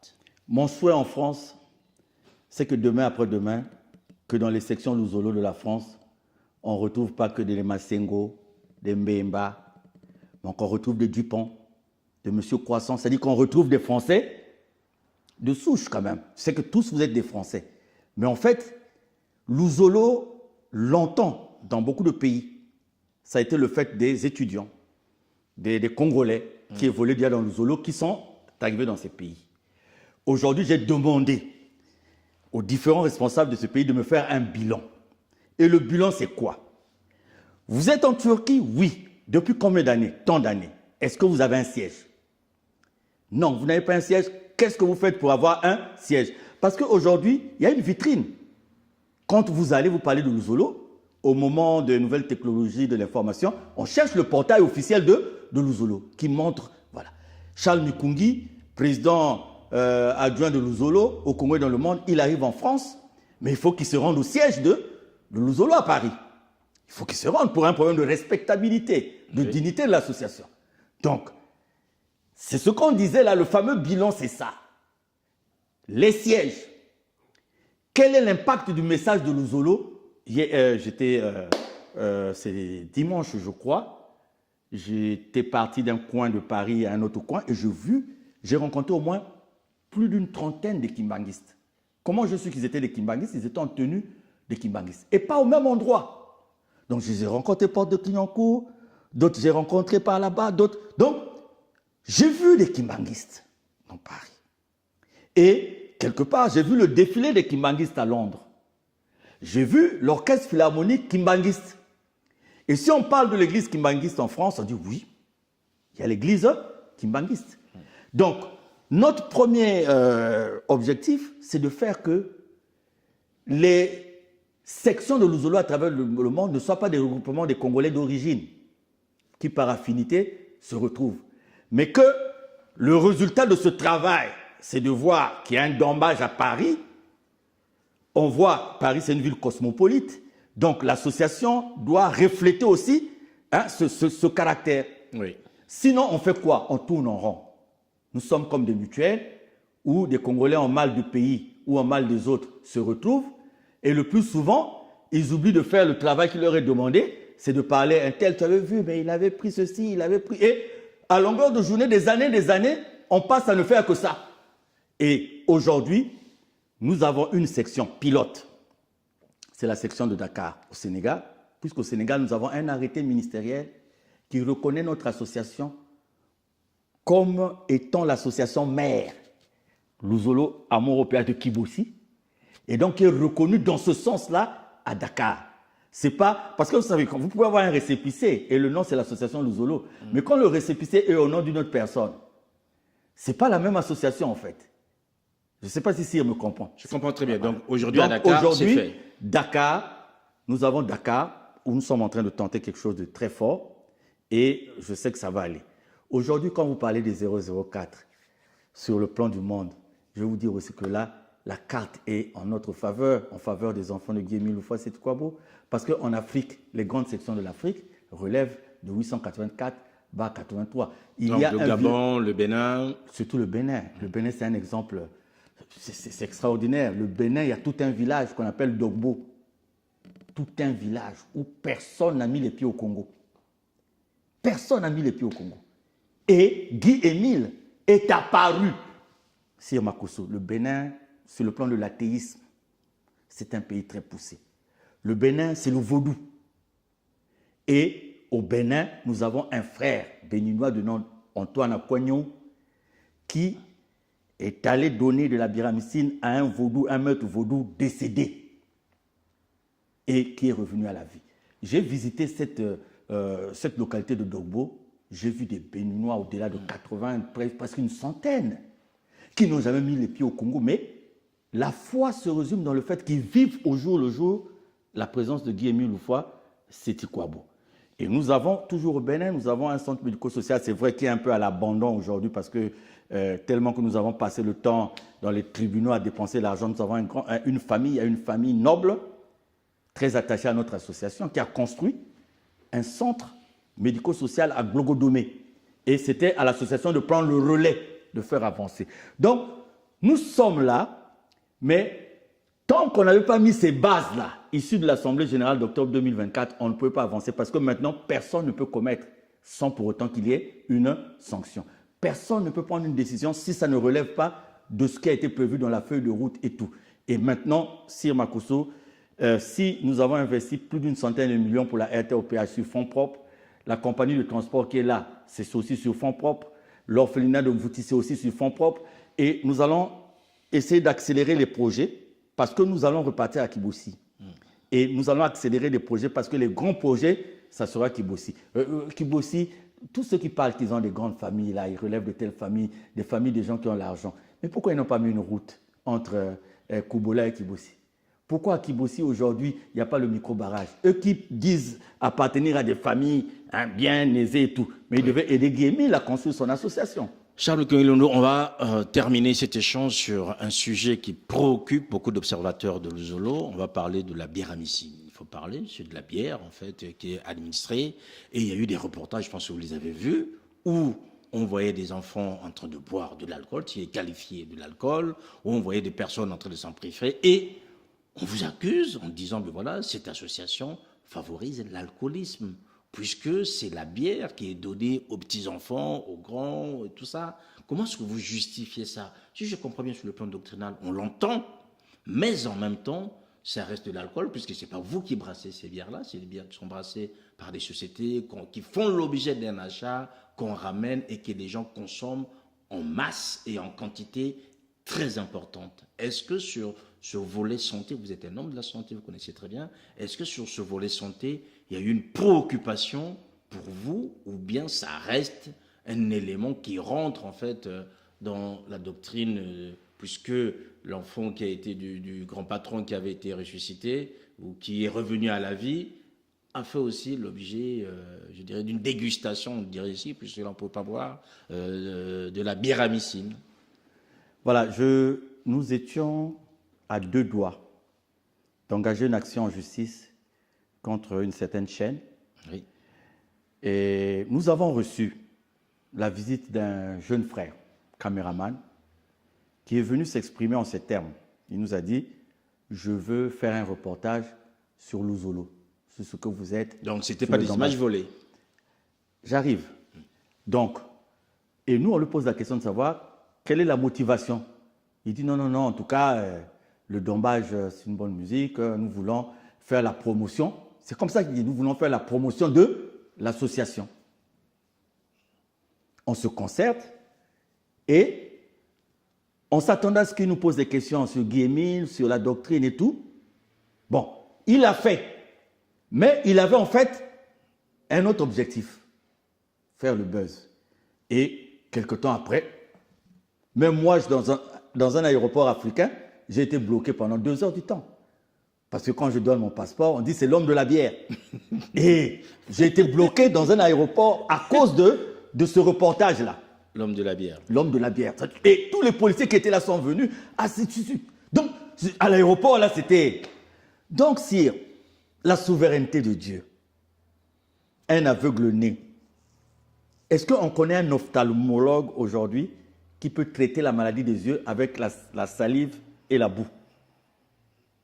Est-ce qu'on peut aller chez un ophtalmo? Il va dire, bon, je prends ma salive, je prends la boue, je vous soigne. Ça n'existe pas. Mais Dieu a guéri un aveugle né de par la salive et la boue. Aujourd'hui, ce traitement-là, en ophtalmologie, je ne sais pas s'il existe, c'est la souveraineté de Dieu. La biéramicine fait partie de la doctrine. Non pas pour faire saouler les enfants ou pour faire saouler qui que ce soit. Le principe de la biéramicine, c'est 3 gorgées. Sire Makosso, charité bien ordonnée commence par soi-même. Quand vous suivez beaucoup de mes exhortations, je m'insurge contre la déformation qui a été faite de la consommation de la biéramicine. Même au milieu, c'est nous-mêmes d'abord, nous sommes les premiers à l'Uzolo de montrer un nouveau visage de la biéramicine. Nous sommes les premiers à l'Uzolo de montrer aux gens un certain mauvais côté de la biéramicine, alors qu'au départ, ce n'est pas ça, c'est 3 gorgées. Regardez même quand nous sommes nombreux, combien de bouteilles pour que chacun puisse se saouler. Il y a des moments seulement à Pointe-Noire. Rien que le culte de Pointe-Noire un dimanche, on arrive à 9000 personnes. Donc, croyez-vous, il y a un dépôt qui est capable de venir nous livrer 9000 bouteilles? Non. Donc, il y a des gens, c'est comme je disais tout à l'heure, qu'est-ce que vous allez attendre de quelqu'un qui s'est empuffé de bière? Vous allez attendre quoi de lui, de la doctrine de Guy-Émile, sinon d'indexer Mikungi et tout? Nous combattons ça. Et pour dire aux gens que la biéramicine, c'est pour ça que nous l'appelons biéramicine. Bière, nous avons ajouté ce terme de galénique pour faire biéramicine. C'est fait partie de la doctrine. On en prend 3 gorgées. Et les preuves des guérisons et autres sont là. Donc c'est exagéré de dire que nous faisons boire les petits-enfants. Mais moi j'ai eu, sire, j'ai eu un enfant de je ne sais pas quel âge, cancer, et il était soigné à la chimiothérapie. Mais la chimio, quelque part, c'est un poison. Il y a des effets la chimio, quelque part, c'est un poison. Oui. Mais, ça reste une prescription médicale, hein, la chimio. écoutez, Je ne connais pas la bière. aujourd'hui, dans la Bible, Paul dit à Timothée, hein, Timothée, pour tes maux de ventre, ne prends pas que de l'eau, mais prends un peu de vin. C'est dans la Bible. Pourquoi la Bible demande, interdit l'exagération? On ne peut exagérer que ce qui est autorisé, non?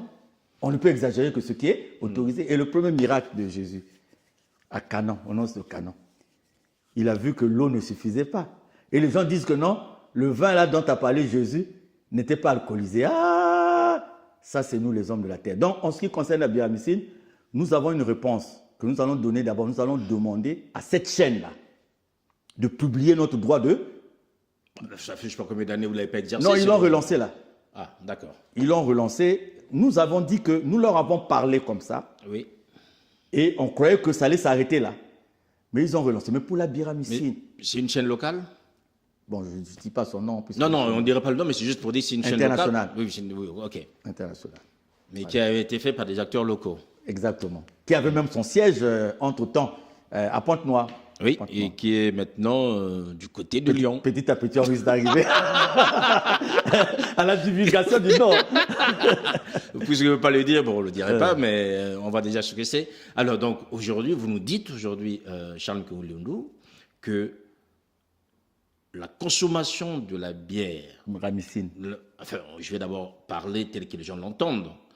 Entendu à l'ozolo comme étant biramycine, donc avec des vertus qui puissent apporter la santé ou autre chose, et aussi notamment dans son exagération, est une préoccupation pour vous. Grande préoccupation. Vous-même, vous êtes dans la santé, j'ai dit tout à l'heure, donc c'est quand même un problème de santé.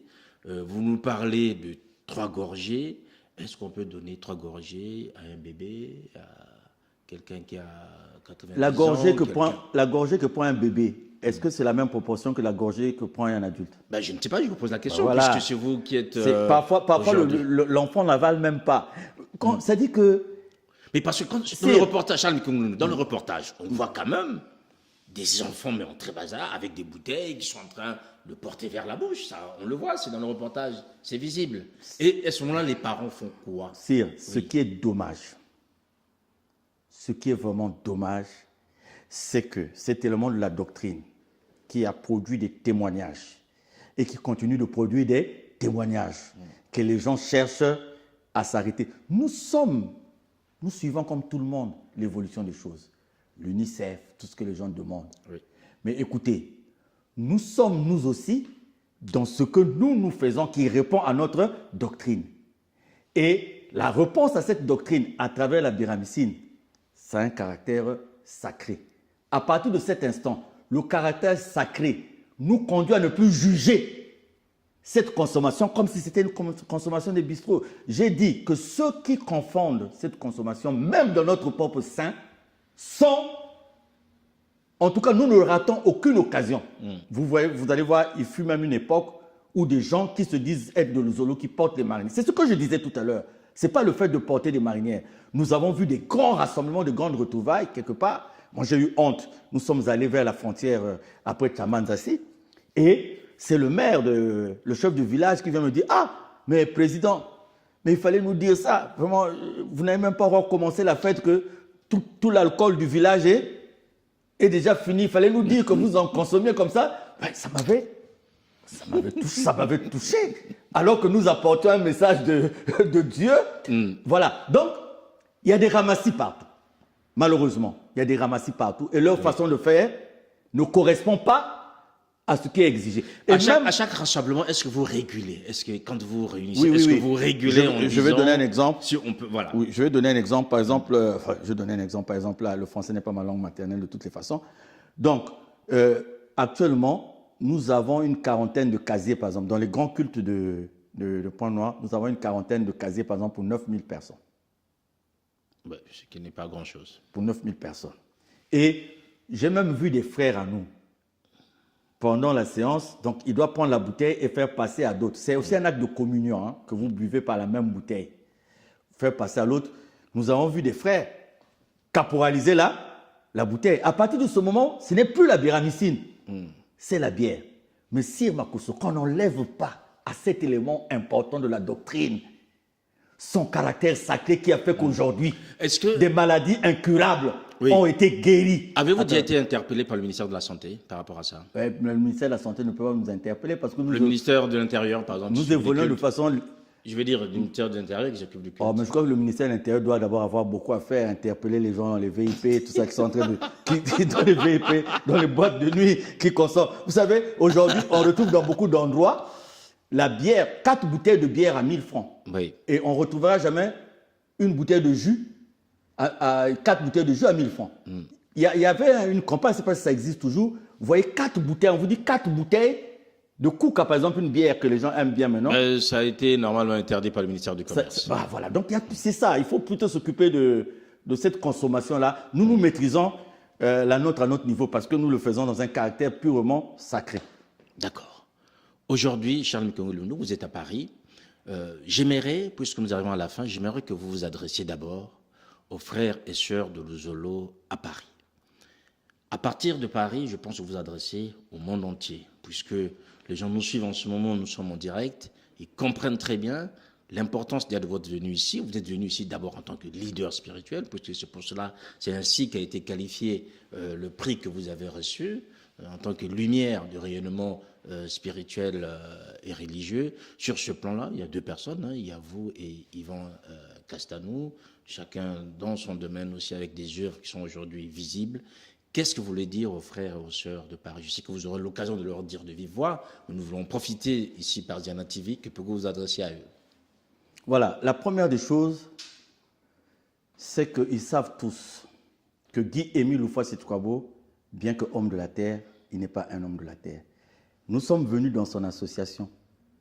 Et si nous sommes venus dans son association, nous sommes venus de notre libre et propre volonté. Ce qui veut dire que je vous demande à vous tous, nous voulons défendre Guy-Émile Houphouët-Sétouabo, nous voulons suivre Guy-Émile Houphouët-Sétouabo, sa doctrine, ses enseignements, l'authenticité de ses enseignements. Pas quelque chose à enlever, pas quelque chose à ajouter. Deuxièmement, il y a 2 boussoles qui prouvent si nous sommes en train de défendre Guy-Émile ou si nous ne sommes pas en train de défendre le but de l'association. Tel que Sir Makosso m'a posé la question tout à l'heure, qu'est-ce que nous avons fait jusqu'à présent? 2, les vérités divines de l'heure. Si Guy-Émile était un Chinois, je ne sais pas quoi, quelqu'un qui est né sans nombril, à Dakar, il y a eu des éminentes personnalités qui m'ont dit d'amener les preuves. Et j'ai amené les preuves. Vues dans le soleil. Donc, je demande à tous les frères et sœurs d'être sereins. Je dis aux frères et sœurs que les gens ont confondu Guy-Émile Houphouët-Sétouabo à un simple humain. Mais voilà 10 ans après, là où nous sommes. J'encourage nos frères et sœurs, je vous dis, mettons-nous dans une vie de prière parce que très souvent, les circonstances nous font quitter la vie de prière et c'est là où nous perdons le discernement. Le discernement, il n'y a que Dieu qui peut nous le donner. La récompense dans ce que nous faisons ne viendra que de Dieu. Et si à un moment où le monde, dans ses pesanteurs, est en train de faire douter même beaucoup d'entre nous, au moment où Dieu devient virtuel pour beaucoup d'entre nous, beaucoup de gens se disent, qu'est-ce que Dieu va m'apporter? Aujourd'hui, facilement, on va aller quelque part, on vous dit, parce que vous êtes rentré là, vous avez tel boulot. Parce que vous êtes rentré là, vous avez telle fonction. Parce que vous êtes rentré là, vous avez maintenant telle relation qui peut vous aider à avoir ceci ou cela. Donc, même les foi les plus fortes, laisse, abandonne. Parce qu'on dit Dieu ne fait pas. Mais je demande à la communauté Luzolo, qu'il soit du 884-83, qu'il soit du 004 ou de l'après-Émile, que quand nous sommes rentrés dans Luzolo, pour laver notre karma, il y a eu ce qu'on appelle les sacrifices de purification.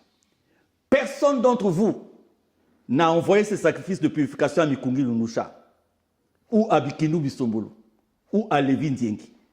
Tous, nous envoyons à l'OPH, qui est Guy-Émile Houphouët-Sétouabo. Ce qui veut dire que si vous suivez Mikungi, il faut être sûr que Mikungi fait la volonté de Guy-Émile Houphouët-Sétouabo. Si vous suivez Bikinu Bisombolo, il faut être sûr que lui, il fait la volonté de Guy-Émile Houphouët-Sétouabo. Si vous suivez Lévin Diengi, il faut être sûr que lui aussi, il fait la volonté de Guy-Émile Houphouët-Boigny. Comment le savoir? Tout est là. Tout est là. Il n'y a rien. Si aujourd'hui, quelqu'un vient vous dire qu'il change les textes fondamentaux de l'association, il ne suit plus Guy-Émile parce que Guy-Émile dit qu'il soit vivant, qu'il soit mort, nul n'a le droit de les changer. Si quelqu'un vient les changer, vous savez déjà qu'il ne fait pas la volonté de Guy-Émile Houphouët-Boigny. Guy-Émile Houphouët-Boigny dit qu'il va régner d'éternité en éternité. Il est éternel, il vit d'éternité en éternité. Si vous voulez connaître qui il est, lisez dans Jean 16, de 10 à 15, l'éternité de Guy-Émile Houphouët-Boigny. Si quelqu'un vient vous dire l'après-Émile, donc il va à l'encontre de ce qui est mis. Donc c'est facile. Beaucoup le savent, beaucoup d'entre vous le savent, mais c'est la pression des hommes. C'est ce qu'on appelle les bisengwa mokili. C'est-à-dire qu'on vous a déjà appris quelque part qu'on a embauché les gens et celui qui les a embauchés a dit si vous allez au 884, donc tout ça. Donc je vous demande, enfin, à ceux qui, les miens, ceux du 884-83, continuez à garder la ligne, continuez à garder la foi parce que vous avez vu que le temps nous a prouvé que tout ce qu'on nous a fait ici à Makosso, on nous a fait plein de mauvaises choses. Croyons que ça allait nous décourager. Croyez que ça allait faire qu'on abandonne, mais nous sommes debout aujourd'hui. Donc, gardez cette foi et ayons une vie de prière.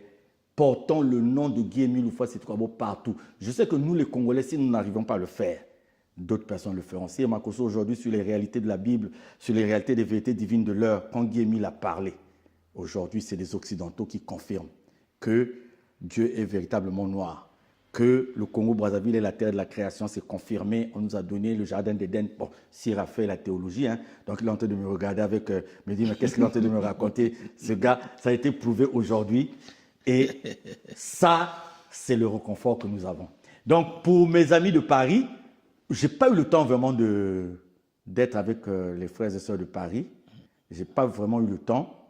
La première raison, c'est ce que j'ai dit, c'est sur une occupation purement personnelle.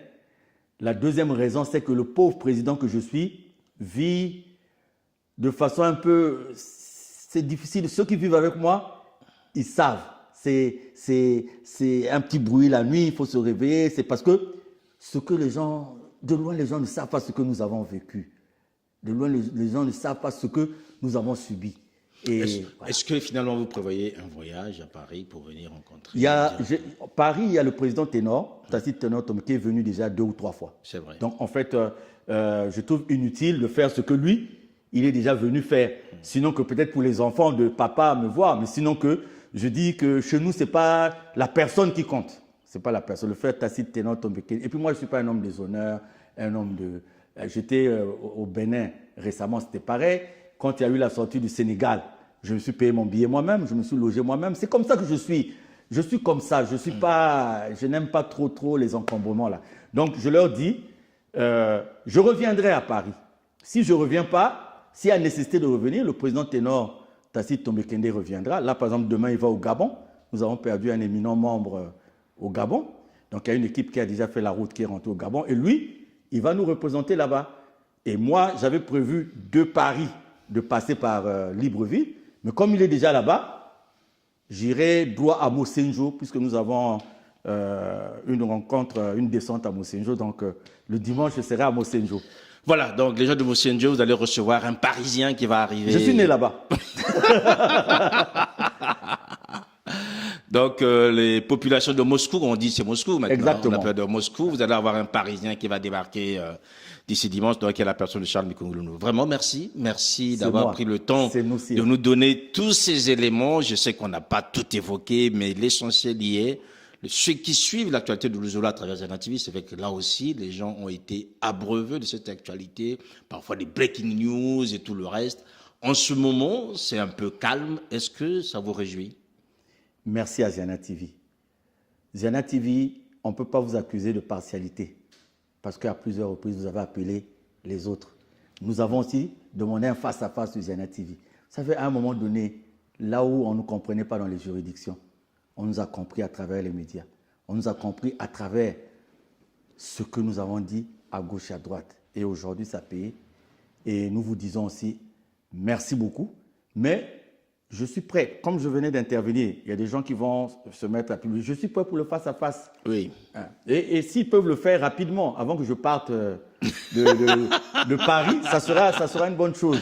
Bah, là, mais ça a toujours été comme ça. Hein. C'est vrai que chaque fois que nous avons eu... Parce qu'ils vont chercher à... Quelqu'un va venir, un Gomez, comment on va venir parler de je ne sais pas quoi. Puis on parle là face à face. Ici, nous Je suis encore à Paris. Nous sommes vraiment ouverts pour ces échanges. C'est vrai qu'il n'y a pas beaucoup d'occasions d'avoir Charles Mikung Ilundu, mais aujourd'hui, on a des outils. Hein. Il peut être aux Antilles ou à Mosendio. C'est un homme qui est connecté, donc on peut l'avoir et organiser un plateau si cela est nécessaire. Pour nous, ce qui est très important, Charles Mikung Ilundu, c'est vraiment de libérer cette parole, de faire en sorte que ceux qui vous suivent à travers votre actualité puissent comprendre aujourd'hui les enjeux et en même temps que cette parole soit partagée aussi par d'autres. Donc nous restons ouverts par rapport à ça et je vous remercie pour votre ouverture, d'avoir pris le temps d'être sur Ziana TV et évoquer toutes ces questions, tous ces sujets liés à Luzolo, à Asla Luzolo, OPH, Asla Luzolo. Enfin, ce qui est sûr, Charles Mikung Ilundu, nous espérons que vous reviendrez à Paris et que nous pourrions parler en long et en large de la doctrine. Il y a sans doute des choses qui ont besoin. Oui. En fait, j'aime pas Paris. Ah. Il aime plutôt Mosendio que Paris, on a bien compris. En fait, dès que j'ai mis mes pieds à Paris, j'ai envie de repartir au Congo. Voilà, mesdames, messieurs, merci encore à vous. Merci à ceux qui ont accompagné Charles Mikung Ilundu dans les coulisses. Mon brave cadet. Voilà. Ah. Merci Anthony Muyungi. Merci à vous aussi, mesdames, messieurs. Vous avez bien compris, c'était un entretien spécial. On a évoqué beaucoup de sujets et surtout l'actualité que vous suivez. Voilà, l'un des acteurs de cette actualité, Luzolo Amo. Il a été exclu. La justice a fait son travail. Il est revenu. Donc, c'est un homme qui parle en toute quiétude. Ce n'est plus un paria de Luzolo, mais un père, puisque vous voyez que tout a été fait sur la base de la justice. Et j'espère, Charles Mikung Ilundu, que pour les années qui suivent, les actions peuvent s'éteindre normalement si la volonté y est afin que les choses... L'essentiel est que l'action de Dieu ne s'éteigne pas. Non, les hommes peuvent éteindre ce qu'ils veulent. Oui. Moi, c'est Dieu. Tant que Dieu n'éteint rien, ça ne change rien pour moi. En avant. Voilà, mesdames, messieurs, merci encore à vous. Portez-vous bien, nos programmes continuent et on vous retrouve la prochaine fois demain, 7h, heure de Paris, 6h, heure de Brazza. Vous aurez donc Brice Landry Déco dans la matinale. Quant à moi, je vous retrouve d'ici ce week-end, puisque nous serons à l'inauguration de la Guéguette africaine de Suresnes et vous suivez donc tout ça en direct sur Ziana TV. Portez-vous bien et à très bientôt. Au revoir.